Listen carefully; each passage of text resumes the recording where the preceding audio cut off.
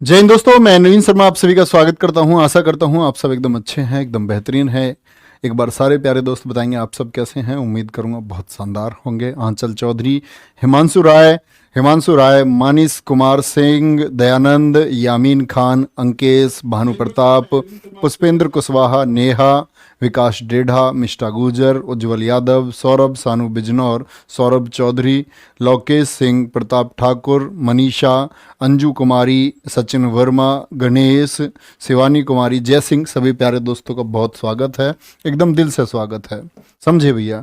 तो हम लोगों ने इतिहास को शुरू किया था और मैंने बताया था इतिहास मतलब एक यात्रा हम लोग पढ़ रहे होंगे, भारत को जानने की यात्रा। उन सभी लोगों के बारे में मैं आपको बताऊंगा जो आपसे छूटे हुए हैं, भारत की मान विभूतियां जिनके बारे में आपको पता होना चाहिए था, जो आपसे जिसको वंचित रखा गया। और बाकी बात आई कॉम्पिटिटिव एग्जाम की, तो उसके लिए जो पीडीएफ में वो किसी भी परीक्षा को पार करने के लिए अपने आप में सबसे बेहतरीन है।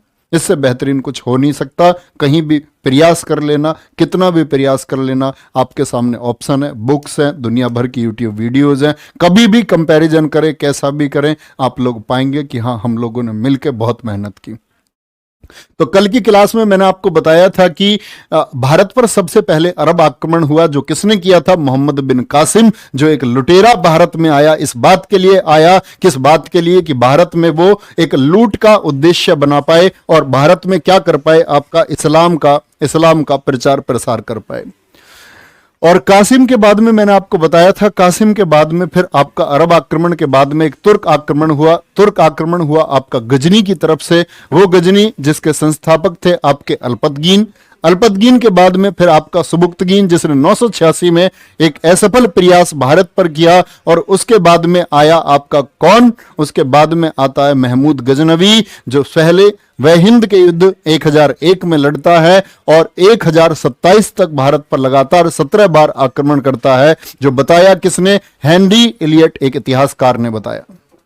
तो इस तरह भारत को लूटा गया लगातार। ये लोग भारत में क्या आए थे? भारत में साम्राज्य की स्थापना करने आए थे। ना तो कासिम भारत में कोई साम्राज्य बना पाया, लूटा खूब उसने, ना आपका गजनवी भारत में किसी साम्राज्य की स्थापना कर पाया, सिर्फ लूट कर पाया और इस्लाम का प्रसार कर पाया। ठीक है, इसके बाद की बात करते हैं। तो जब गजनी वंश का अंत हो गया, महमूद गजनी की मौत हो गई थी 1030 में।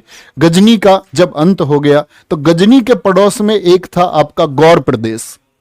गजनी के बराबर में था गौर प्रदेश।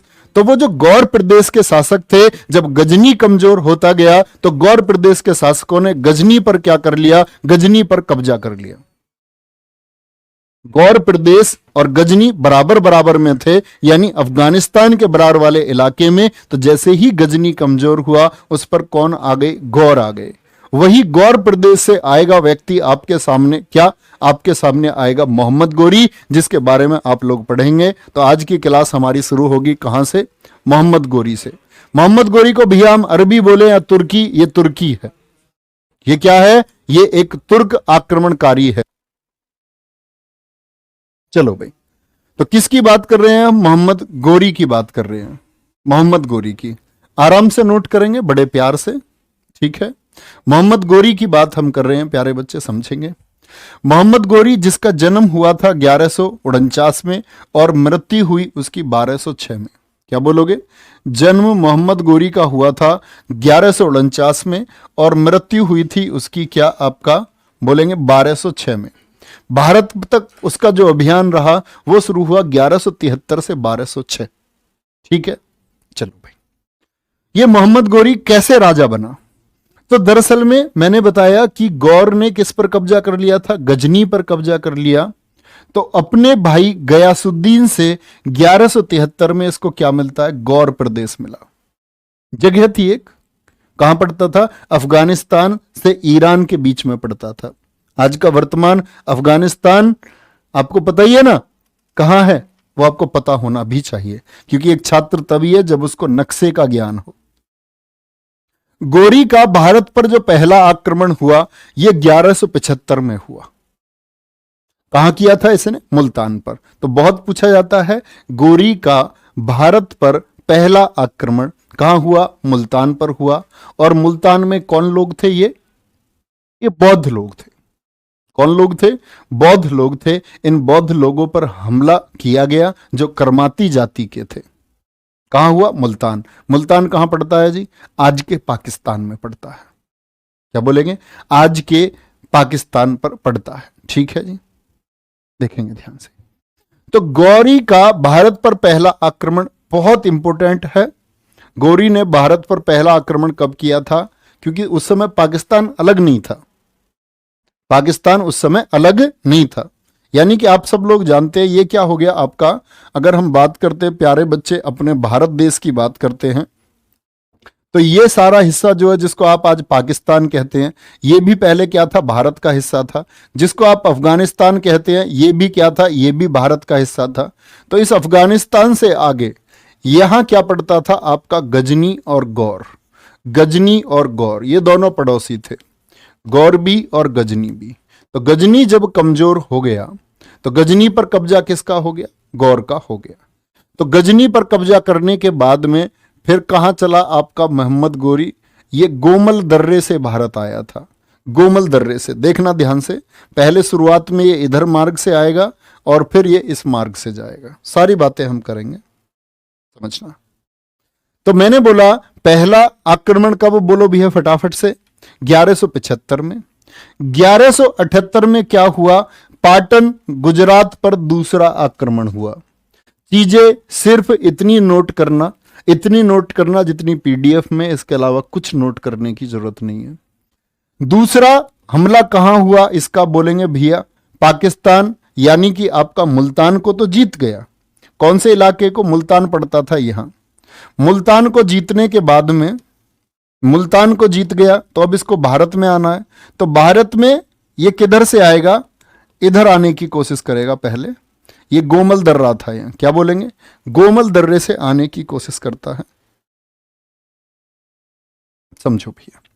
1178 पाटन गुजरात पर दूसरा आक्रमण, जिसमें इसे भीम द्वितीय, मूलराज द्वितीय ने बुरी तरह हराया था। बोलो भी फटाफट से, बोलो भी फटाफट से, क्या बोलेंगे? सर जी किसी टीचर ने तो हमें मुसलमान लिखवाया है और आप बौद्ध लोग बोल रहे हैं सर मुल्तान में। बेटा अब मैं आपसे क्या बोलूं? अजय या तो आप उनका लिख लो या मेरा लिख लो। इस तरह की बातें मुझसे मत करो प्लीज, रिक्वेस्ट है मेरी। मैंने आपको सोर्स बता दिया है, आप कहां से पढ़ रहे हैं। एस के पांडे से पढ़ रहे हैं।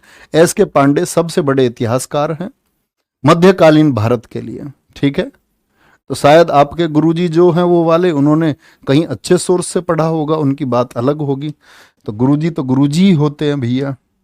चलो आप मेरे हिसाब से जो पढ़ रहे हैं वो नोट करें, इस तरह की बातें ना करें किसने क्या लिखाया है।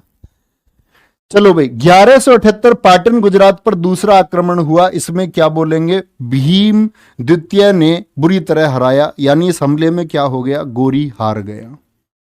ये गोरी की भारत में पहली हार थी, क्या बोलेंगे? गोरी हारा। भीम द्वितीय किस वंश का शासक था? चालुक्य वंश का शासक था।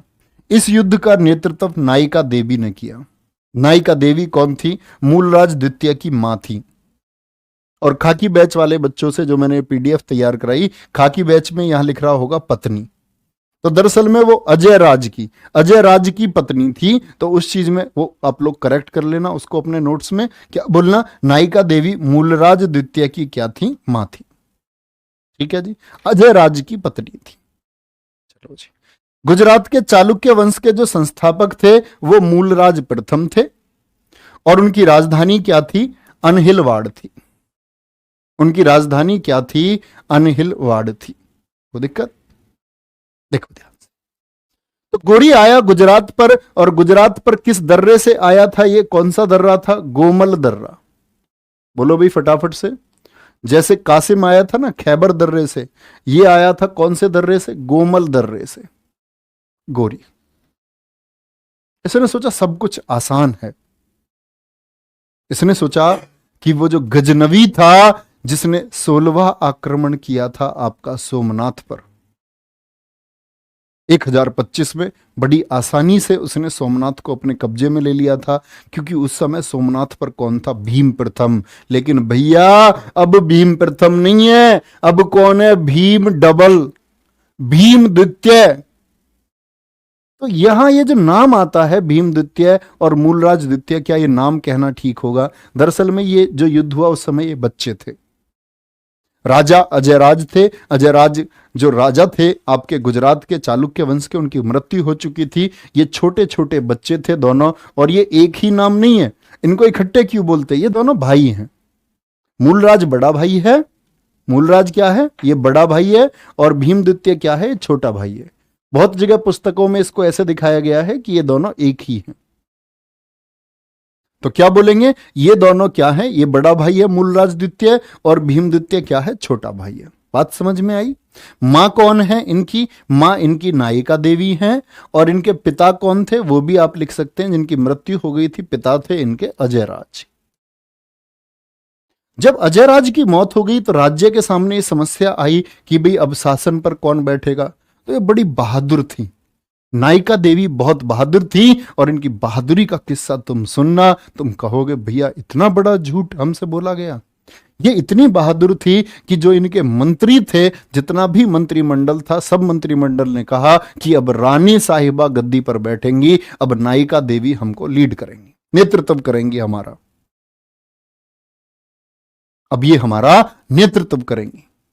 लेकिन उन्होंने कहा कि जब वारिस हैं भीम द्वितीय और मूलराज द्वितीय, तो मेरी जरूरत क्या है? उन्होंने बोला नहीं, रानी साहिबा आप ही बैठोगी। तो ये क्या बोलने लगी? ये संरक्षिका बनी। संरक्षिका का मतलब होता है क्यूरेटर। जब बच्चा जब तक वयस्क नहीं हो जाए तब तक देखभाल करना गद्दी की, कि जब तक ये बड़े हो जाएंगे तब तक क्या बोलेंगे? देखभाल करते हैं इनकी। तो ये देखभाल करने के लिए गद्दी पर बनी रही, और वास्तविक शासक कौन था? मूलराज, जो बड़ा भाई था, और भीमद्वितीय। गोरी की नजर गई गुजरात पर। गोरी ने बोला नायिका देवी को एक पत्र लिख करके, एक पत्र लिखवाया अपने दूत से, और बाहर कैंप बना लिए लगभग आपके 50 किलोमीटर दूर। बोले अब गुजरात की राजधानी अनहिलवाड़ पर क्या होगा? आक्रमण होगा। अगर रानी नायिका देवी अपने बच्चों को लेकर के और सुंदर स्त्रियों को लेकर के खुद नहीं आई तो पूरी जनता को काट डाला जाएगा, सारी जनता काट डाली जाएगी। अब यहां एकदम से जवाब दिया रानी नायिका देवी ने कि ठीक है, मैं आने के लिए तैयार हूं, मेरे बच्चे आने के लिए तैयार हैं, और सुंदर स्त्रियां भी आएंगी। पूरे राजमहल में एकदम से सन्नाटा छा गया कि रानी साहिबा ने ये क्या कह दिया। उन्होंने लोगों को समझाया ये एक चाल है, अपने नजदीकी लोगों को बताया ये एक चाल है, और चाल किस तरह से होगी कि मैं आगे जाऊंगी और अपने 500 विश्वासी लोगों को कहा कि तुम भेष बदल करके जो कैंप गाड़े हुए है गोरी, उसकी सेना में शामिल हो जाओ। 500 लड़ाके, विश्वसनीय लड़ाके, जो उनके सबसे विश्वास पात्र लोग थे, 500 जाकर के अपने ऐसे ही स्थानीय लोगों के द्वारा मिलकर के उनके कैंप में शामिल हो गए। और 25,000 की सैनिकों की जो टुकड़ी थी वो अपने पीछे रखी इन्होंने कि मैं आगे जाऊंगी, जब आक्रमण होगा तो पीछे से रखना, मतलब इनसे थोड़ी दूर थे। गोरी इंतजार में था कि रानी नायिका देवी आएंगी। ये छोटे बच्चे इन्होंने कमर पर बांधे आपका क्या बोलेंगे, छोटे बच्चे को, और जो गोरी खुश हो रहा था उसके सामने जा पहुंची। जब ये थोड़ी दूर थी तो गोरी ने देखा कि आपका रानी नायिका देवी आ रही हैं। इतने में जो वो 500 लड़ाके थे जो सेना में शामिल हो गए थे, चुपचाप भेष बदल करके उन्होंने बोला हर हर महादेव, और हर हर महादेव कह करके उस कैंप में जहां गोरी रुका हुआ था जब तलवारें चली और रानी का नायिका देवी अपने घोड़े पर सवार जब उसी कैंप में अंदर चली गई, उसी शिविर में अंदर चली गई, तो गोरी को समझ में भी नहीं आया ये हुआ क्या है। गोरी को समझ में भी नहीं आया ये हुआ क्या है। करियादा स्थल था जहां उसके शिविर लगे हुए थे। भागने को एकदम से मजबूर गोरी जैसे ही पलटा, रानी नायिका देवी उसके सामने थी, तलवार से वार किया, गोरी की गर्दन बच गई। समझ रहे हो, गोरी की गर्दन बच गई। लेकिन इतिहासकार हसन निजामी ने लिखा है गोरी नपुंसक हो गया, गोरी का प्राइवेट पार्ट उस तलवार के वार से कट गया। गोरी इस वार के द्वारा, यानी रानी नायिका देवी ने गोरी को क्या बना दिया, नपुंसक बना दिया। तो क्या बोलेंगे आप लोग, तो ये कौन थे? इनके बच्चे थे। भीम द्वितीय, मूलराज द्वितीय कम उम्र थी। रानी नायिका देवी ने क्या किया था? इस युद्ध का संचालन किया था। इस युद्ध का नेतृत्व किसने किया था? और ये कहाँ की थी? चालुक्य वंश की थी। और चालुक्य वंश के जो संस्थापक थे वो मूलराज प्रथम थे। राजधानी क्या थी? अनहिलवाड़ थी। अनहिलवाड़ थी। इतनी बात समझ में आई? आगे बढ़े, बोलो भाई फटाफट से। तो गोरी का पहला आक्रमण जिसमें गोरी सफल हुआ, इसने यहां जो बौद्ध हुआ करते थे इनको बाद में कन्वर्ट कराया था। ठीक है, चलो भाई आगे बढ़ेंगे।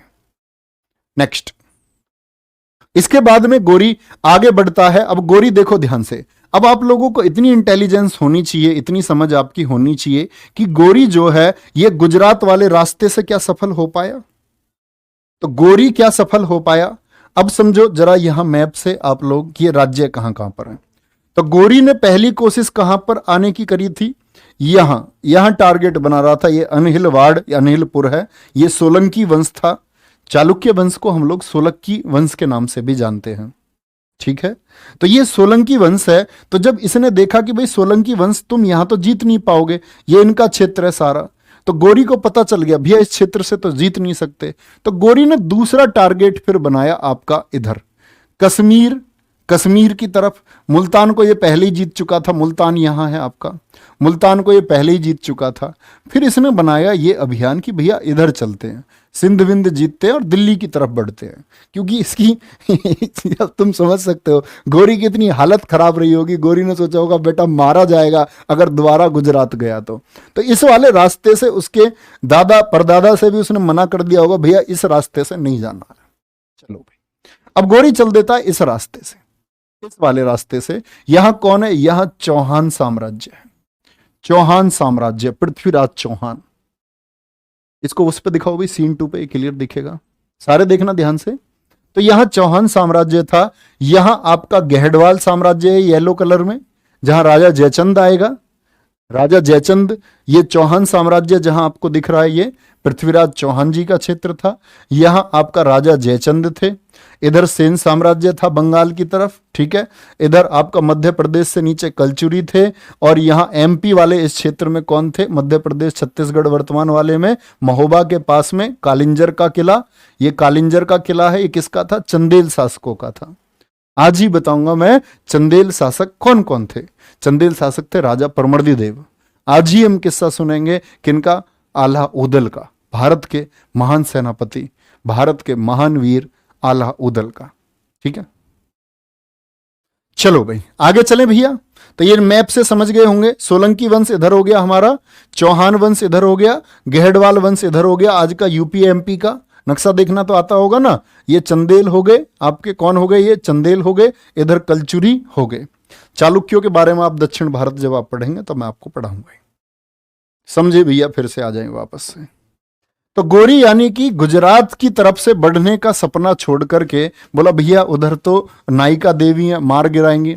तो 1179 में वो फिर वापस से कश्मीर और सिंध को जीतता है। कश्मीर और सिंध को जीतता है। 1186 में वो पंजाब में एंट्री करता है। पंजाब में वो जीत जाता है भटिंडा को, भटिंडा जिसको तबर हिंद के नाम से जाना जाता है। और 1191 में बात आती है तराइन का प्रथम युद्ध। तराइन का प्रथम युद्ध, तराइन कहां है आपका? तराइन का प्रथम युद्ध बोलो भाई फटाफट से सर। तो तराइन के प्रथम युद्ध की बात आती है 1191। तराइन का दूसरा युद्ध लड़ा गया 1192 में। ठीक है जी, तो देखो ध्यान से।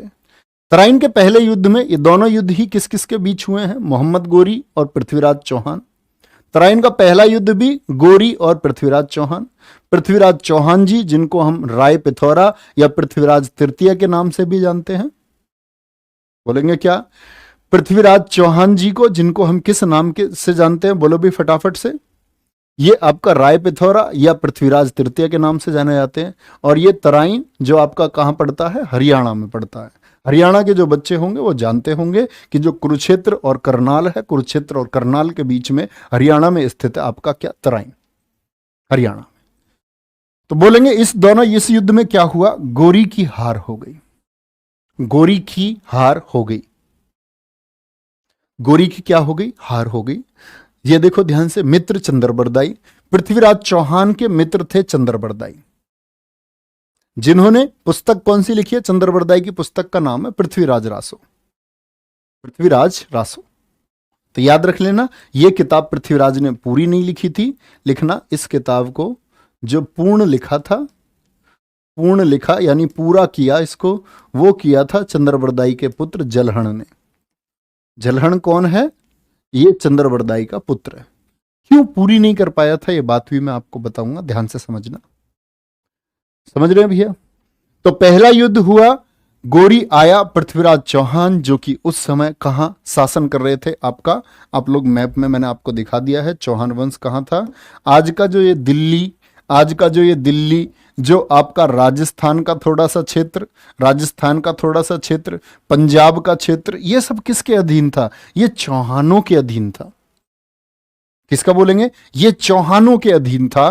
तो भैया जब चौहानों के अधीन ये था, तो युद्ध होता है आपका, क्या बोलेंगे फटाफट से, हरियाणा, हरियाणा में। और सारे युद्ध हरियाणा में क्यों हुए? क्योंकि देखो इधर से आने का रास्ता तो बंद हो चुका, गुजरात जाने वाला एक दर्रा, अब बचता है कौन सा? खैबर दर्रा। तो खैबर दर्रा कहाँ जाता था? बाकी स्थल कहाँ थे आपके? सब आपके शहर थे। यही एक बड़ा मैदान था, तराइन का, पानीपत का, ये हरियाणा में बड़े मैदान थे। इसीलिए बहुत सारे युद्ध यहां पर हुए। सारे युद्ध तो यहां नहीं हुए, सारे युद्ध तो यहां नहीं हुए। आप बोलेंगे दुनिया भर के युद्ध भारत में हुए, क्या सभी तराइन में हुए? नहीं, ये भारत से आने वाले जो बड़े युद्ध हुए, बड़े युद्ध के लिए बड़ी जगह चाहिए और युद्ध के अपने नियम थे। चलो सर जी, अक्षय कुमार की मूवी है, मूवी पर ध्यान मत दिया करो यार, मूवी वाले तो जोड़ तोड़ के कुछ भी दिखा देते। तो बोलो भाई, ये अजमेर के शासक थे, अगर मैं इंपोर्टेंट बताऊं, अजमेर और दिल्ली के शासक थे। कहां के थे पृथ्वीराज चौहान? अजमेर और दिल्ली के। गोरी आया, इन्होंने गोरी को बहुत बुरी तरह मारा। गोरी को इन्होंने, बोलो भाई, बहुत बुरी तरह जब इन्होंने गोरी को मारा, तो गोरी को मारा तो गोरी भाग गया और गोरी की आंख में तीर लग गया था इस युद्ध में। गोरी बोला, यार ये इंडिया वाले, ये भारत वाले मुझे मार कर मानेंगे, मम्मी मुझको बचा, मम्मी मुझको बचा, कह करके वापस भागा, कह करके ये वापस भागा, वापस भागा। आंख में तीर जो मारा था ना, देखो ध्यान से, इस खांडे राय व्यक्ति, ये खांडे राय थे, ये पृथ्वीराज चौहान जी के प्रमुख सेनापतियों में से एक थे, खांडे राय, जिन्होंने तीर मारा था किसकी आंख में? किसकी आंख में? गोरी। गोरी को काना कर दिया, गोरी भाग गया। लेकिन एक साल कहते हैं गोरी खाना नहीं खाता था, पानी नहीं पीता था, ये तो कहने की बात हुई, मर जाता। लेकिन कहते हैं उसको चिंता रही, कहने का अर्थ है कि उसको चिंता रही, और जब चिंता उसको रही, चिंता जब उसको रही, तो एक साल तक इंतजार करता रहा, और 1192 में हुआ तराइन का दूसरा युद्ध, जिसको कौन जीत गया? गोरी जीत गया, जिसको गोरी जीत गया। अब इस युद्ध के ऊपर बहुत सारी कहानियां हैं। कुछ लोग कहते हैं कि पृथ्वीराज चौहान ने मोहम्मद गोरी को मार दिया था। अगर पृथ्वीराज चौहान गोरी को मार देते तो भारत में ये वापस आने वाले आगे जो इस्लामिक साम्राज्य बने, तो ये बनते ही नहीं। तो वो कहानी किसने लिखी है? शब्द भेदी बाण वाली कहानी पृथ्वीराज रासो में लिखी है चंद्रबरदाई ने, जिसने बताया कि गोरी को 17 बार हराया था पृथ्वीराज चौहान ने, और जब उनको ये बंदी बना करके ले गया था, बंदी बना करके ले गया था अफगानिस्तान, तो पृथ्वीराज चौहान जी के पास था एक शब्दभेदी बाण। शब्दभेदी बाण क्या होता है जी? तीर जो सिर्फ आवाज से चल सकता है, जैसे राजा दशरथ के पास था रामायण में, जो श्रवण कुमार को लग गया था। तो कहते कि इन्होंने शब्दभेदी बाण चलाया और गोरी को मार डाला।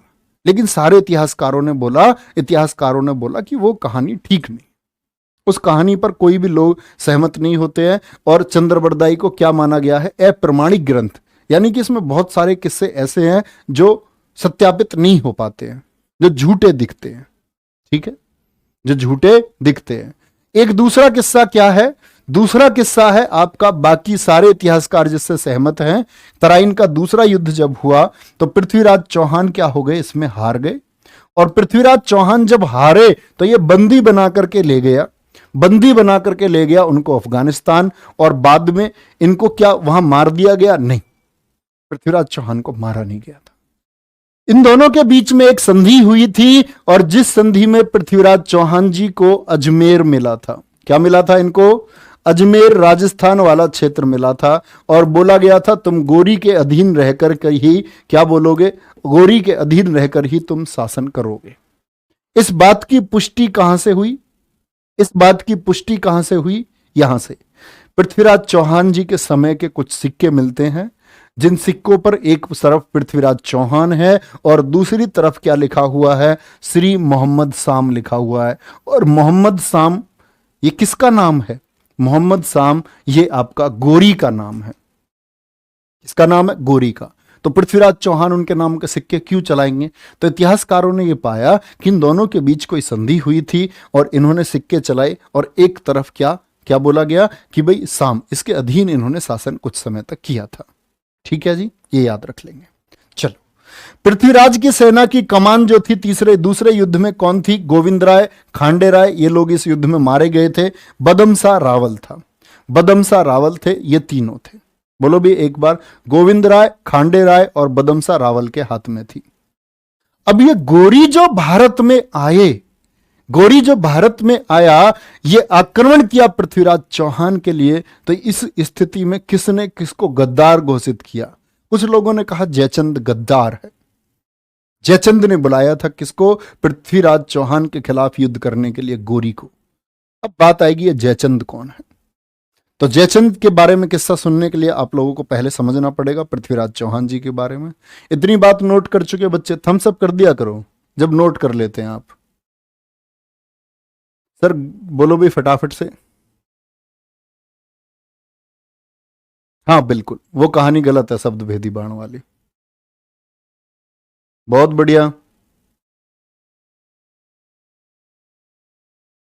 भारत के जयचंदों के बारे में बताओ। जयचंदों के बारे में आप इतिहास पढ़ते रहेंगे तो खुद ही जानते रहेंगे प्यारे बच्चे। चलें भैया आगे चलें। फैजान अहमद सर जबरदस्त क्लास, बिल्कुल ठीक है। और हाँ, कल एक बच्चे का मैंने एक मैसेज देखा टेलीग्राम में, आप लोगों ने भी देखा होगा। वो बच्चा कह रहा था सर जो इस्लाम का जो प्रचार प्रसार हुआ वो शुरुआती दिनों में तलवार के दम पर नहीं हुआ। तो प्यारे बच्चे, आप लोग शायद ज्ञानी हो सकते हैं, लेकिन मैं आपको एक छोटा सा स्टेटमेंट देता हूँ कि आप लोग कभी मुझको ये समझ लो कि मैं आपको सत्य बताऊं और आप सोच लो मुझको कि मैं हिंदू के खिलाफ हूं, मैं इस्लाम के खिलाफ हूं या मैं किसी बौद्ध के खिलाफ हूं, तो वो शायद आपकी एक गलत फहमी होगी। वो आपके दिमाग का एक मैल होगा, सिर्फ उसके अलावा कुछ नहीं। और जब अध्यापक होते हैं और अध्यापक किसी धर्म विशेष का अगर साथ देता है तो उस अध्यापक को ये हाथ में कलम और मां सरस्वती जैसी चीज़ों से जुड़ने का कोई हक नहीं है। तो मैं आपको सिर्फ सत्य बताऊंगा, बाकी आप जो लोग समझे वो आपका अपना मतलब माइंड सेट है, आपकी अपनी बौद्धिक शक्ति है कि आप कितना दिमाग रखते हैं। ओके, तो कभी मत सोचना। बाकी अहमद जी बहुत थैंक यू। सत्य से आप लोग खुद मतलब पढ़े लिखे लोग हैं, ऐसा तो है नहीं मैं आपको बोलूं कि मैं आपसे कह दूं कि भैया मोहम्मद गोरी की पत्नी का नाम रिंकी पोंटिंग था या एडम गिलक्रिस्ट इसकी पत्नी का नाम था या इसकी जो बेटी थी उसकी बेटी का नाम एंड्रू साइमंड्स था। मानोगे थोड़ी तुम लोग स्टूडेंट्स हो, वेरीफाई तो करोगे ना, वेरीफाई कर सकते हैं। चलो, तो पृथ्वीराज की सेना, इतनी बात आप समझ चुके, आगे बढ़ेंगे। तो अब बात आती है पृथ्वीराज चौहान जी की। भारत के गौरव पृथ्वीराज चौहान। भारत के गौरव कौन? पृथ्वीराज चौहान। देखेंगे ध्यान से। तो इन्होंने क्या हुआ भैया, जो दिल्ली थी, दिल्ली बसाई थी। देखो दिल्ली का पुराना नाम था ढिल्ली का पुरी। दिल्ली का पुराना नाम क्या था? ढिल्ली का पुरी था। ढिल्ली का पुरी था जो आपका लगभग 11वीं शताब्दी में, 11वीं से 12वीं शताब्दी के बीच में पूरी तरह बस गई। ठीक है, तो क्या बोलेंगे? जो दिल्ली बसाई इन्होंने, तो क्या बोलेंगे? ढिल्ली का पुरी पुराना नाम था। और ये दिल्ली किसने बसाई थी? अनंगपाल तोमर ने बसाई। किसने बसाई थी? बोलो भाई फटाफट से। अनंगपाल तोमर ने बसाई। किसने बसाई थी? अनंगपाल तोमर ने बसाई थी। अनंगपाल तोमर, जो अनंगपाल तोमर थे जिनके कोई पुत्र नहीं था, इन्हीं अनंगपाल तोमर के देवते मतलब बेटी का पुत्र कौन लगते थे? पृथ्वीराज चौहान। यानी पृथ्वीराज चौहान जी को जो दिल्ली मिली थी वो अनंगपाल तोमर जी की तरफ से मिली थी। ठीक है जी। पृथ्वीराज चौहान के जो पिता थे उनका नाम है सोमेश्वर सिंह चौहान जी। क्या बोलोगे? सोमेश्वर सिंह चौहान जी। पृथ्वीराज चौहान के जो भाई हैं उनका नाम था हरिराम। भाई का नाम क्यों उल्लेख किया मैंने कि जब तराइन का युद्ध हो गया था 1192 में दूसरा। तो दूसरे युद्ध में जब पृथ्वीराज चौहान हार गए तो उनके भाई ने विद्रोह किया था गोरी के ही खिलाफ 1195 में। तो याद रख लेना, पृथ्वीराज चौहान जी के वो कौन से भाई थे जिन्होंने गोरी के खिलाफ विद्रोह किया था? तो आप लोग याद रखेंगे, उनके भाई का नाम था हरिराम। क्या बोलेंगे? हरिराम। भैया आप किसी धर्म की अवहेलना नहीं करते हैं, सॉरी जिसने बोला है उसकी तरफ से। अरे नहीं, सॉरी की जरूरत नहीं है, मैं तो बस बता रहा हूं आपको। प्यारे बच्चे हैं, वो कुछ भी बोल सकते हैं, बात वो नहीं, मैं अपना अपना पक्ष रख रहा था। ठीक है सर, दिल्ली का नाम इंद्रप्रस्थ भी तो था सर। वो बच्चे आपका महाभारत काल में था, महाभारत काल में था जब आपके पांडव थे और कौरव थे। ठीक है, तो उनकी राजधानी हुआ करती थी हस्तिनापुर मेरठ वाला, और ये इंद्रप्रस्थ दिल्ली, ये महाभारत कालीन थी। ठीक है जी, महाभारत कालीन थी। और याद रख लेना, जो पृथ्वीराज चौहान है उनकी प्रेमिका का क्या नाम? पृथ्वीराज चौहान की प्रेमिका का नाम था संयुक्ता या संयोगिता। तो ये बहुत इंपॉर्टेंट है क्योंकि यहां से भारत के इतिहास में कुछ बदलाव हुए। किसकी वजह से? संयोगिता की वजह से कुछ बदलाव हुए। जैसे किसी ने स्टेटमेंट भी दिया कि भैया केंद्र में महिलाएं रही हैं, इनकी वजह से बड़ी राजनीति में परिवर्तन हुआ है। सर इनकी मां का क्या नाम था? कर्पूरा देवी इनकी मां का नाम था, लिख सकते हैं आप मां का नाम भी। माताजी का नाम था कर्पूरा देवी। एक बच्चा पूछ रहा है, चलो भाई। अब जो ये संयोगिता या संयुक्ता है, ये कौन थी? ये राजा जयचंद की पुत्री है। किसकी पुत्री थी ये? जयचंद की पुत्री है, राजा जयचंद की पुत्री। बाकी आप देख ही सकते हैं, दोनों पड़ोस के राजा थे। ये देखो ध्यान से, ये जो गेहड़वाल है, गेहड़वाल वंश की राजधानी थी कन्नौज। गेहड़वाल वंश की राजधानी क्या थी प्यारे बच्चे? ये कन्नौज थी। और यहां कौन थे? पीला वाला क्षेत्र है राजा जयचंद का, जयचंद का। और ये वाला क्षेत्र किसका है? ये पृथ्वीराज चौहान जी का है। तो दोनों पड़ोस के शासक, और पृथ्वीराज चौहान जी बड़े सुंदर थे, देखने में बड़े सुंदर, बढ़िया डील डोल वाला शरीर, ऊंची कदकाठी। और कहते कि उस समय इतने यंग एज में जितने इनकी चर्चा थी, इतनी भारतवर्ष में किसी और राजा की चर्चा नहीं थी। तो एक चर्चा तो ये लोग चिढ़ते थे, जितने पड़ोसी शासक हैं, भारत टूटा हुआ था, हर राजा एक दूसरे से चिढ़ता था मैक्सिमम। तो जयचंद की जो पुत्री थी, ये बड़ी प्रभावित थी पृथ्वीराज चौहान जी से। इसने बड़े किस्से सुने थे उनकी वीरता के कि भाई हाँ कोई रहता है। दीवानी हो गई, मनी मन दीवानी हो गई। तो क्या बोली कि भाई मुझे शादी करनी है, पृथ्वीराज चौहान से करनी है। राजा जयचंद बोला हमारा दुश्मन आदमी है, शादी नहीं करनी है। लड़की की जिद की वजह से जल्दी शादी का प्लान बना दिया गया और जल्दी शादी हुई। कन्नौज में जब स्वयंवर तय हुआ, तो सुनना बात को, कन्नौज में जब स्वयंवर तय होना था, कन्नौज में स्वयंवर जब शुरू हुआ, तो पृथ्वीराज चौहान जी की खिल्ली उड़ाने के लिए टेंट, ऐसे समझो जो उस उत्सव स्थल था, सेरेमनी जहां होनी थी, वहां गेट पर पृथ्वीराज चौहान जी का एक पुतला बनाया गया और पुतले को खड़ा कर दिया गया गेट पर। राजा जयचंद ने कहा कि पृथ्वीराज चौहान जैसे लोग हमारे दरवाजे पर पहरा देते हैं, ये एक पहरेदार की तरह खड़े होते हैं, हमारी लड़की से शादी करेगा। अब जो राजा आ रहे हैं वो राजा बड़े हंस रहे हैं देख करके। पृथ्वीराज चौहान गेट पर एक पहरा दे रहा है। ये देखो पृथ्वीराज चौहान, ये तो शादी करने वाला था। बड़ा चर्चा थी, शादी करेगा, गेट पे पहरा दे, मतलब पुतले को देख करके लोग हंस रहे हैं। शादी की प्रक्रिया चल रही है, लेकिन भैया संयोगिता को तो शादी किससे करनी है? संयोगिता को शादी करनी है किससे? पृथ्वीराज चौहान से। और तभी एंट्री होती है पृथ्वीराज चौहान जी, तुगलुक तुगलुक तुगलुक तुगलुक तुगलुक तुगलुक। संयोगिता घोड़े पर बिठा करके निकल गए वहां से। कहां? कन्नौज। कन्नौज से फिरोजाबाद कभी घूमने आओ, 180 किलोमीटर दूर आपका वहीं पर बना हुआ है आपका क्या? हनुमान जी का मंदिर आपने देखा होगा ऊंचा सा, तो वहां रुके थे पृथ्वीराज चौहान। उसके बाद में कहा दिल्ली। तो ये राजा जयचंद इस वजह से क्या था? खिलाफ था। इसीलिए जयचंद ने गोरी को न्योता दिया कि तुम आओ, मैं तुम्हें साथ दूंगा। नहीं तो ये सारे लोग अगर पृथ्वीराज चौहान के साथ होते तो गोरी और गोरी के पापा की क्या कीमत है कि वो भारत में आकर के युद्ध जीत जाता, कभी भी जीत जाता। कारण फिर से क्या हुआ? हम सब लोगों की एकजुटता का ना होना, हम सब लोगों का बिखरे होना। ना तो हमने सबक लिया कासिम से कि कासिम ने आक्रमण किया, हम तब भी टूटे हुए थे 712 में। उसके 300 साल बाद जब गजनबी आया, ना हमारी बुद्धि तब तक विकसित हुई कि हम एक हैं। और इसके 200 साल बाद जब आपका गोरी आया, तब भी हम ऐसे के ऐसे, हम आज भी ऐसे के ऐसे, हम जातियों में बटे लोग आज भी ऐसे के ऐसे। हम लोगों ने कभी कोई सीख नहीं ली। हम लोग कहते हैं कि हम लोग टेक्निकली बहुत आगे बढ़ने का प्रयास करते रहे, हम अपने आप को बहुत इंटेलिजेंट समझते रहे, लेकिन दरअसल में हम लोग मूर्ख थे। हम लोग क्या थे? मूर्ख थे। तो समझेंगे इस बात को। इसीलिए इसने बुलवाया, और बुलवाया तो क्या बोला? भैया शादी देश में ही तो शादी हुई है। पृथ्वीराज चौहान देश के ही तो थे, देश के एक वीर जवान थे। अगर बेटी से शादी कर ली थी तो क्या बात है? गंधर्व विवाह, प्रेम विवाह हो गया तो क्या बात है? दुश्मनी भुला करके मैत्री करनी चाहिए थी, दोस्ती का हाथ आगे बढ़ाना चाहिए था। ठीक है, लेकिन ये जयचंद मारा गया। क्यों? जयचंद ने सोचा गोरी का साथ दे, पृथ्वीराज चौहान को हराओ, और फिर तो बल्ले बल्ले बदला पूरा हो जाएगा। लेकिन इनको क्या पता था, ये जो लोग आ रहे हैं ना, ये वहसी लोग हैं, ये किसी को नहीं छोड़ेंगे, ये गोरी किसी को नहीं छोड़ेगा। तो चंदावर का युद्ध हुआ 1194 में, और उसी जयचंद को, जो कहां का था, गहड़वाल वंश का, कहां शासन था, कन्नौज का, हरा दिया। जीत किसकी हुई? चंदावर के युद्ध में।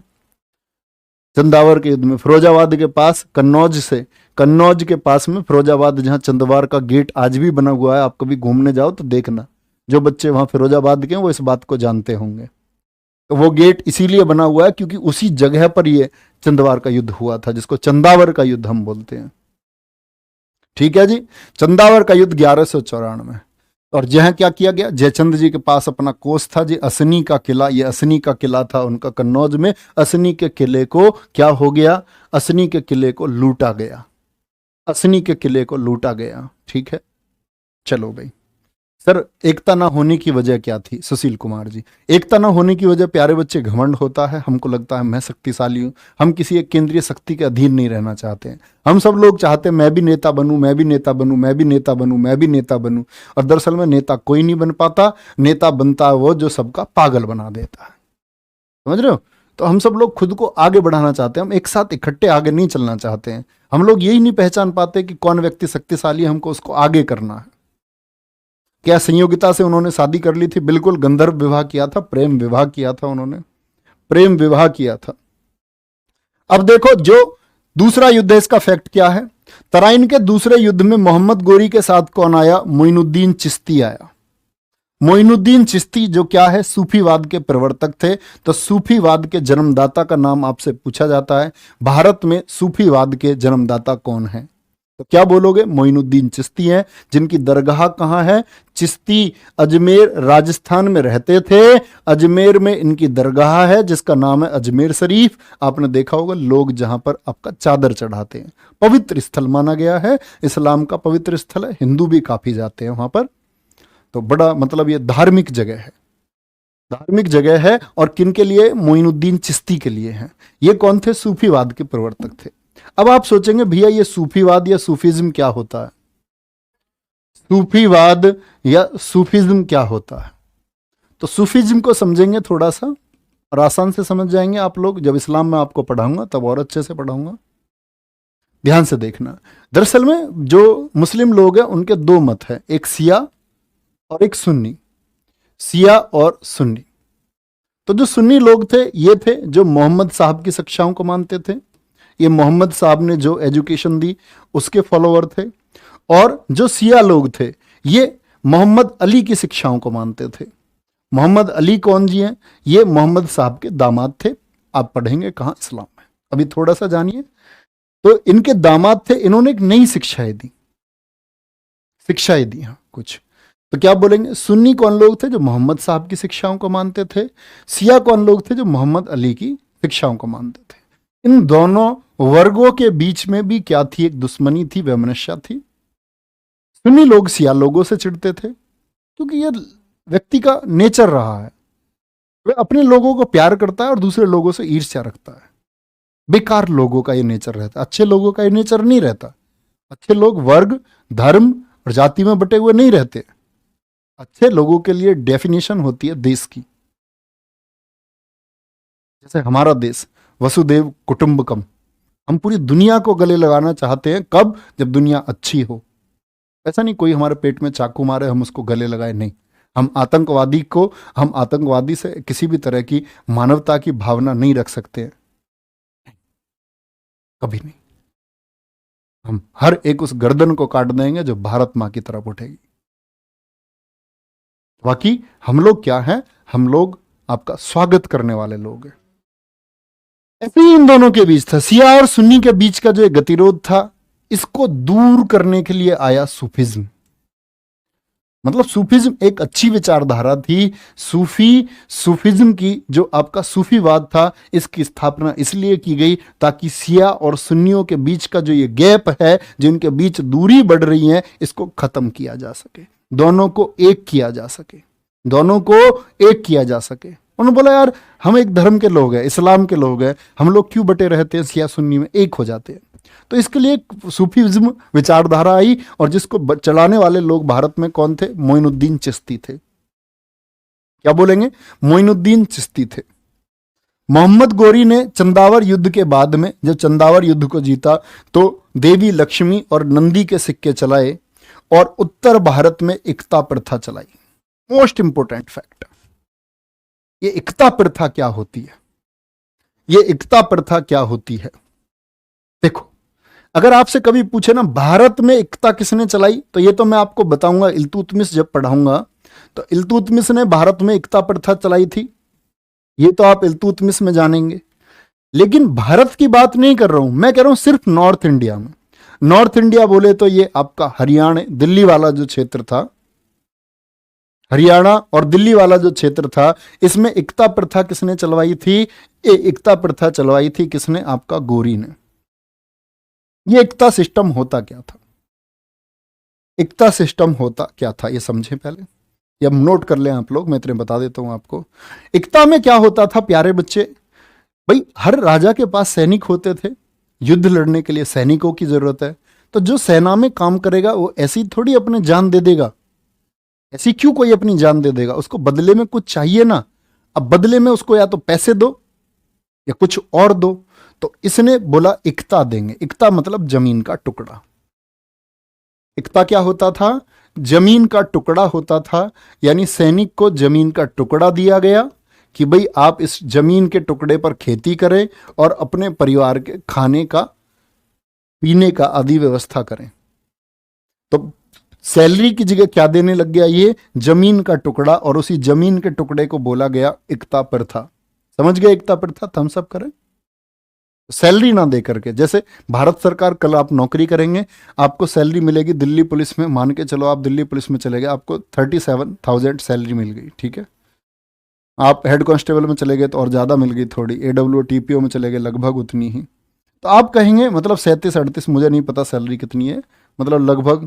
जैसे हमारे भाई हैं, मेरे बड़े भाई हैं, वो दिल्ली पुलिस में 2012 के सेलेक्ट है। आज उनकी सैलरी मतलब लगभग शायद 50 के आसपास है। एक्यूरेट मुझे उनकी भी नहीं पता। ऐसी आपकी भी बढ़ती जाती है सैलरी, फिर बढ़ती चली जाती है ना। तो शुरुआत में उनकी जब सैलरी मिलनी शुरू हुई थी, मुझे ये पता है उनकी जो पहली सैलरी आई थी, वो पहली सैलरी उनकी 19,700 रुपये आई थी 2012। क्योंकि हमें क्यों पता है? क्योंकि हमारे पिताजी किसान थे, उन पैसों की बड़ी अहमियत थी, उन्होंने पढ़ाया है मुझे, और बाकी घर भी उन्होंने चलाया है बहुत कम शौक रखते हुए। आज भी मतलब बहुत ईमानदार है। कभी मतलब अपनी ड्यूटी, जैसे उनकी आई कभी ट्रैफिक में आई तो कभी ड्यूटी नहीं ली, हमेशा लाइसेंस ऑफिस में चलते हैं यहीं, और वहाँ ड्यूटी करते रहते हैं अपना आराम से।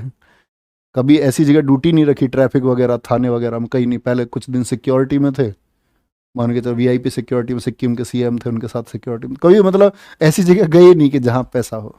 मैंने बहुत कुछ सीखा है उनसे। मतलब हम लोग अभाव में थे, अगर कोई और व्यक्ति होता तो शायद वो रिश्वत लेकर के ये सोचता कि भाई मेरे घर में अभाव है, पैसे की आवश्यकता है, तो क्यों ना पैसे ले लिए जाए। तो एक मैसेज मिला जिंदगी में कि भाई हाँ, जरूरी नहीं है कि आपके अभाव जो हैं आपकी रिश्वत से दूर होंगे। तो प्यारे बच्चे, आप भी जब ग्राउंड पे जाए तो बहुत ईमानदार रहना प्लीज। भगवान देने वाला सब मिलेगा आपको, सब कुछ, एवरीथिंग। ठीक है जी, चलो। उत्तर भारत में एकता प्रथा चलवाई। नेक्स्ट आगे आएंगे भैया। अब देखो आगे सुनेंगे। 1202 1203 ईस्वी में कालिंजर अभियान किया। कालिंजर मैं आपको मैप पर दिखा चुका था, फिर से दिखा देता हूं। पुलकित सीन 2 में कर देना भैया इसे। देखो ये कालिंजर है, यहां जहां मैं अभी मार्क करने वाला हूं, ये कालिंजर था आपका, ये कालिंजर है जहां मैं मार्क कर रहा हूं भैया। ये क्या है? ये कालिंजर का किला है। यहां थे चंदेल शासक महोबा के पास में। कहां? आपका ये एमपी वाला जो क्षेत्र है। ठीक है जी, एमपी वाला जो क्षेत्र है। तो ये यहां आगे बढ़ रहा है भाई। दिल्ली को जीत चुका, दिल्ली को जीत चुका। कहां जीत चुका? दिल्ली को ये जीत चुका है। यहां तक ये सारा क्षेत्र अब गोरी का हो गया। तो गोरी चल रहा है, इधर कन्नौज को भी गोरी जीत चुका है। जीत चुका ना, कन्नौज को भी, कन्नौज को जीत चुका, यानी जयचंद को हरा चुका। अब इस वाले क्षेत्र की तरफ बढ़ रहा है, इस वाले क्षेत्र की तरफ। तो ये कहां पहुंचता है आपका गोरी? देखना ध्यान से, समझ गए होगे अब आप लोग पीडीएफ का कितना फायदा होता है। बहुत समय बचता है, डिजाइनिंग आ जाती है, पढ़ने में मन लगता है। मनोविज्ञान अगर विकसित है तो पढ़ाई की चीजें स्थायी रहती है, लंबे समय तक याद रहता है। 1202 1203 में कालिंजर अभियान में चंदेल शासक परमार्दी देव को हराया। कौन थे? चंदेल शासक परमार्दी देव थे जिनको हराया। ठीक है। परमार्दी देव के प्रधानमंत्री थे अजय देव, अजय देव, और सेनापति थे आला उदल। तो राजा का नाम क्यों आता है? दरअसल में इनके बीच में संधि जब चल रही थी तो परमार्दी देव की तो मृत्यु हो चुकी थी। परमार्दी देव एक्सपायर हो गए थे, लेकिन नाम राजा का ही लिया जाता है। परमार्दी देव तो एक्सपायर हो गए, बाद में उनके प्रधानमंत्री ने एक विरोध भी किया था जिनका नाम था अजय देव, और इनके सेनापति हैं आलाह और उदल। देख ही पा रहे होंगे आप आलाह और उदल को। आलाह और उदल भारत के वीर सेनापति। किसकी सेना में थे? तो याद रख लेना, ये चंदेल के शासक परमार्दी देव, जिनको परमल नाम से भी जाना जाता है, परमल नाम से। क्यों ये क्यों प्रसिद्ध है जी? इन प्रसिद्ध इसलिए हैं, इनकी जो तुलना की गई है ना, जो आलाह है, आलाह की तुलना की गई है युधिष्ठिर से। इससे इनको युधिष्ठिर के समकक्ष माना गया है। और जो उदल है ना, उदल, ये नोट मत करना आप, उदल को माना गया है आपका किसके समकक्ष? उदल को आपका भीम के समकक्ष माना गया है। भाला लेके चलते थे, और जो घोड़े पर थे आला, वो युधिष्ठिर लेकर के चलते थे। हाथी था इनका पश्चावत, हाथी का नाम है पश्चावत, घोड़े का नाम संडला। 52 लड़ाइयां लड़ी भारत के इतिहास की, कभी नहीं हारे। आला ने 52 लड़ाइयां लड़ी, कभी नहीं हारे। और कहते हैं कि जब इनका आपका लगभग 90 के दशक में पृथ्वीराज चौहान से युद्ध हुआ था, तो पृथ्वीराज चौहान से जब किसका? चंदेल शासकों का युद्ध हुआ था, दोनों पड़ोसी थे। तो पृथ्वीराज चौहान से लड़ते लड़ते किसकी मौत हो गई थी? उदल की मौत हो गई थी। पृथ्वीराज चौहान से लड़ते हुए किसकी मौत हो गई थी? उदल की मौत हो गई थी। और अपने भाई का बदला लेने के लिए, अपने भाई का बदला लेने के लिए कौन? आल्हा तड़प उठा, पृथ्वीराज चौहान के गढ़ में पहुंच गया सेना लेकर के। कहते हैं पृथ्वीराज चौहान और आल्हा का बहुत एक जबरदस्त संघर्ष हुआ था। बहुत जबरदस्त संघर्ष में दोनों आमने सामने तलवारें चलती रही। पृथ्वीराज चौहान जब बहुत ज्यादा घायल हो गए, तब आल्हा ने माफ कर दिया पृथ्वीराज चौहान को। आल्हा ने फिर माफ कर दिया, किसके कहने पर? आल्हा के गुरु थे गुरु गोरखनाथ। कौन? गुरु गोरखनाथ। गुरु गोरखनाथ आप जानते हैं? नहीं। आप जैसे प्रदेश में देखते हो, प्रदेश में मुख्यमंत्री है योगी आदित्यनाथ। तो नाथ का मतलब क्या? ये नाथ एक कम्युनिटी है, नाथ एक संप्रदाय है। और इसी नाथ संप्रदाय के जो संस्थापक थे वो थे गोरखनाथ। और वो गोरखनाथ गुरु थे किसके? आल्हा के और उदल के। तो गोरखनाथ के कहने पर, गोरखनाथ के कहने पर क्या कर दिया इन्होंने? माफ कर दिया किसको? पृथ्वीराज चौहान को। तो याद रखेंगे, भारत के वीर थे, राजा परमल के लिए 52 लड़ाइयां लड़ी थी, कभी नहीं हारे थे, कभी नहीं हारे थे। कहां के थे? महोबा के थे। कहां के थे? महोबा के थे। ये बात याद रख लेना। अब बात आती है, गोरी के अभियान चल रहे हैं। गोरी ने जो अभियान किया था कालिंजर अभियान, इसमें कौन था सहायक? ऐबक सहायक था। लिखना, कालिंजर अभियान में कौन था? ऐबक इसका सहायक था। गोरी का अंतिम अभियान ये खोकर जाति के विरुद्ध था 1205 में, खोकर जाति के विरुद्ध था। ठीक है जी। गोरी की मृत्यु कब हुई थी? 1206 में। जब गोरी वापस जा रहा था तो दमयक, जो पाकिस्तान में जगह पड़ती है, वहां पर कैंप लगा करके लेटे हुए थे। तभी अली मर्दान और उसके लुटेरों का जो ग्रुप था उसने उस शिविर पर हमला किया और जो गोरी सो रहा था वो सोता ही रह गया। गोरी की गर्दन काट डाली। किसने? अली मर्दान ने। ठीक है जी, ये बात याद रखेंगे। बहुत बढ़िया जी भैया जी, हम जानते हैं गोरखनाथ एक संत हैं। आकाश कुमार यादव जी, सर बहुत मजा आ रहा है, बहुत बढ़िया, बहुत सही, बहुत गजब। मजा आना चाहिए, मजा आए तो ठीक है, नहीं तो काम तो चली जाता। दुनिया में किताबें हैं पढ़ने के लिए, नोट्स है, सब कुछ है। चलो भाई, ये जो गोरी था, जब गोरी मर गया तो गोरी के थे 4 दास। समझना, गोरी के क्या थे? 4 दास थे। उसने अपना सारा साम्राज्य 4 अपने दासों में बांट दिया। नंबर 1 था यलदौज। यलदौज को मिला गजनी वाला क्षेत्र। गजनी वाला क्षेत्र, अभी आप सब में से कॉमन लिख लेना, अभी इस बात पे फोकस मत करना। ये ऐबक का ससुर है। इस बात का क्या मतलब है? ये ऐबक के टाइम पे ही आप समझोगे कि ऐबक ने सारे लोगों को अपने कंट्रोल में कर लिया था, क्योंकि गोरी के बाद 1206 में गद्दी पर कौन आएगा? ऐबक आएगा। तो ऐबक इससे तो क्या कर देगा? इसकी बेटी से शादी कर लेगा। कौन? ये ऐबक।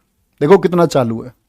इसको पता था भाई 4 लोगों में बटा। 4 लोग कौन कौन है आपके? यलदौज है, कुबाचा है, ऐबक है और बख्तियार खिलजी है। बख्तियार खिलजी है। तो यलदौज क्या बोलेंगे? यलदौज क्या हो गया आपका? इसको मिला गजनी क्षेत्र, अफगानिस्तान वाला। कुबाचा को मिला सिंध क्षेत्र, जो पाकिस्तान वाला, यानी मुल्तान, काबुल, कांधार। ऐबक का जीजा, यानी ऐबक ने इसको भी अपने पक्ष में कर लिया। इसको पता थी भी ये लोग विरोध कर सकते हैं, तो अपनी बहन की शादी इससे करवाती, बहन की शादी इससे करवा दी।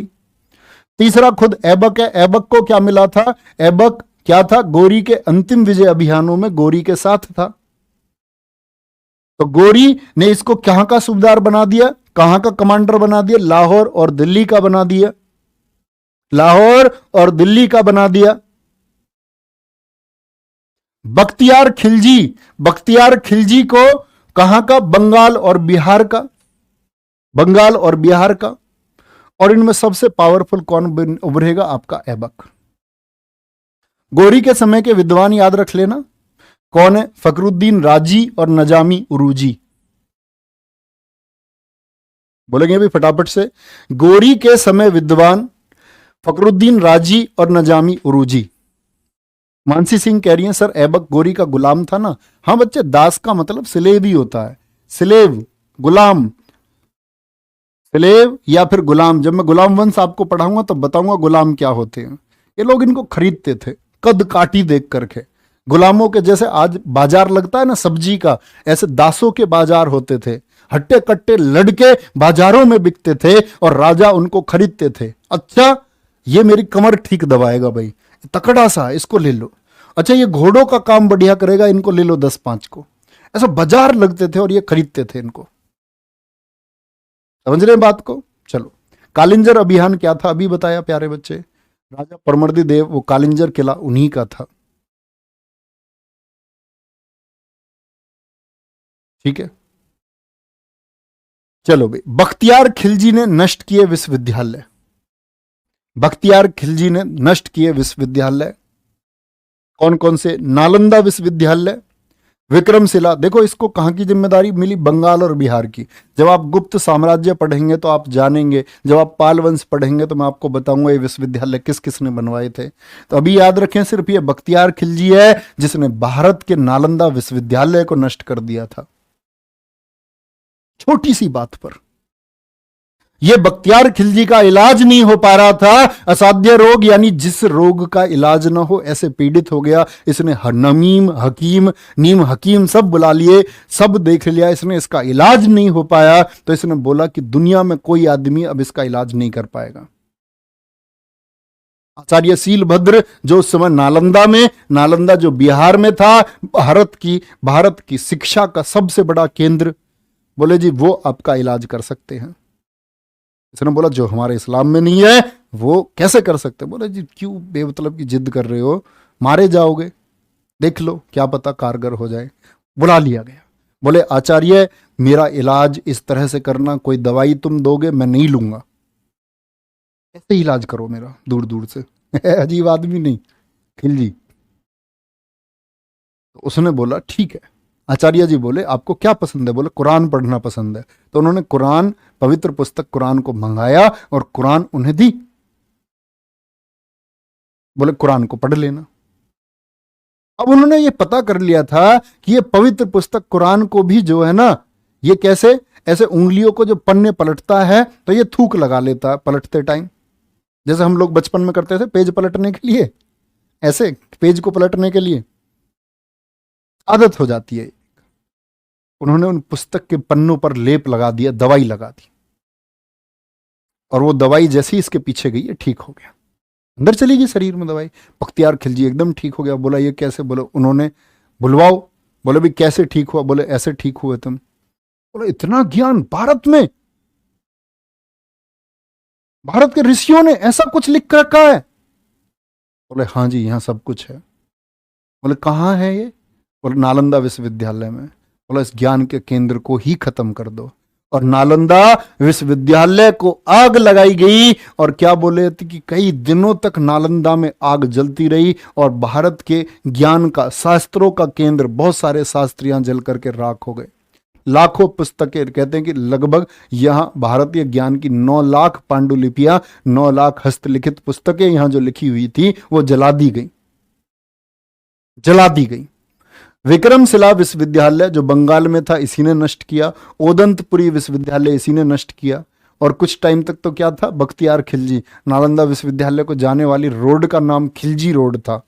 यह देश का दुर्भाग्य है हमारे का। जिसने नष्ट किया वहां जाने वाली सड़क का नाम भी क्या था? खिलजी रोड था। याद रखेंगे बख्तियार खिलजी पहले तो क्या गोरी का सेनापति था, लेकिन बाद में जब ऐबक गद्दी पर आ जाएगा, बाद में ये ऐबक का सेनापति हो जाता है। और इसने जो ये नालंदा विश्वविद्यालय को नष्ट किया था, याद रख लेना, 1199 से 1200 में किया था। 1199 से 1200 ईस्वी में किया था। कोई दिक्कत प्यारे बच्चे? और कल से हमारा टॉपिक शुरू होगा कि ये ऐबक सब लोगों को कंट्रोल कर करके एक नया एक वंश बनाएगा, दिल्ली सल्तनत, जिसमें 5 वंश होंगे। इसको हम कल पढ़ना शुरू करेंगे। तो हमारी क्लास कहाँ खत्म होती है? यहाँ खत्म होती है। कल हम कंटिन्यू करेंगे यहाँ से, ठीक है? तो अपना ध्यान रखेंगे। उम्मीद करूंगा आप सब लोगों को सारी बातें समझ में आ रही होंगी, भारत को आप लोग जान पा रहे होंगे। तो अपना ख्याल रखिए। Bye bye, take care. जय हिंद, जय भारत, जय मां सरस्वती। Thank you.